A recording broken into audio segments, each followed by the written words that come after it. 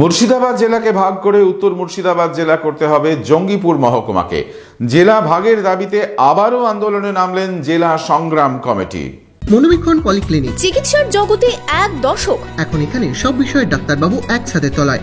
Phone করুন 7477799515 এই নম্বরে।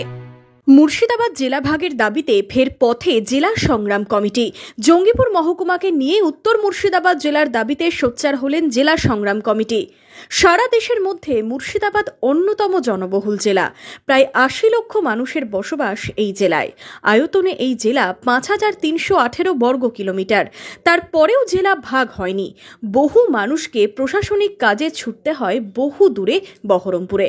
২০২২ সালের ১ আগস্ট নবান্ন থেকে মুখ্যমন্ত্রী মমতা বন্দ্যোপাধ্যায় ঘোষণা করেছিলেন মুর্শিদাবাদ জেলা ভাগের কথা। সেই মতো জঙ্গিপুরে ইতিমধ্যেই গড়ে তোলা হয়েছে নতুন সার্কিট হাউস ও জেলা পরিষদ ভবন। পুলিশ জেলা হিসেবে জঙ্গিপুরকে ভাগ করা হলেও এখনও নতুন জেলা গঠিত হয়নি। এবার জেলা ভাগের দাবিতে আবারও পথে নামলেন জেলা সংগ্রাম কমিটি।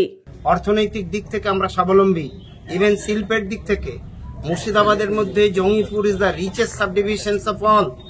জঙ্গিপুরে যেখানে দুটো পাওয়ার স্টেশন আছে, ফরাক্কার মতন এনটিপিসি আছে, সাগরদিঘি পিডিসিএল যেটা এশিয়ার দ্বিতীয় বৃহত্তম, সেঞ্চুরি সিমেন্টের কারখানা আছে, আলিগড় বিশ্ববিদ্যালয়ের মতন একটা ভারত বিখ্যাত একটা প্রতিষ্ঠান আছে, এমডিআই এর মতন প্রতিষ্ঠান আছে, প্লাস্টিক ফ্যাক্টরি, ফল, সমস্ত দিক থেকে ইভেন এগ্রিকালচার।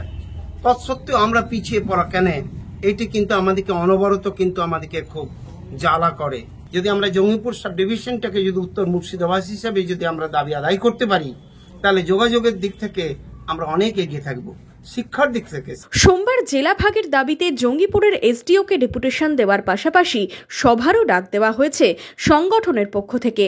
তার আগে রবিবার রঘুনাথগঞ্জ হাই স্কুলের সাংবাদিক বৈঠকে জেলা ভাগ নিয়ে সরকারি গেজেট আকারে বিজ্ঞপ্তি প্রকাশের দাবি জানালেন সংগঠনের সদস্যরা। তাহলে মুর্শিদাবাদ জেলা এত বড় জেলা, কিসের জন্য একে নতুন ভাবে আমরা নতুন জেলা পাবো না? আমি প্রথমে বলি, জেলা ভাগ আমরা চাইছি, হৃদয়ের ভাগ চাইছি না।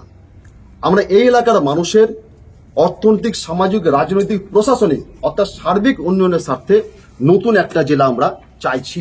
হঠাৎ করে ২০২২ সালের অগস্ট মাসের প্রথম দিনে আমরা শুনলাম মাননীয় মুখ্যমন্ত্রী শতপ্রণোদিতভাবে নবান্নে সাংবাদিকদের ডাকলেন, আপনাদেরকে ডাকলেন, ডেকে সিদ্ধান্ত নিলেন যে মুর্শিদাবাদ জেলাকে তিনটে ভাগে ভাগ করা হয়। ২.৫ বছর হয়ে গেল, উনার যে কথা সেটা কিন্তু বাস্তবায়ন হলো না। তাই আমরা আবেদন করেছি যে মাননীয় মুখ্যমন্ত্রী, ২.৫ বছর আগে আপনারা যে সিদ্ধান্ত নিয়েছিলেন সেই সিদ্ধান্ত সঠিক ছিল, সেই সিদ্ধান্তকে বাস্তবায়িত করুন, গেজেটে প্রকাশ করুন। আমরা তাই বলছি যে গেজেটে যতক্ষণ না প্রকাশ না হবে সেটা কখনো কাগজ কলমে হয় না, এটা মুখের কথাই থেকে যায়।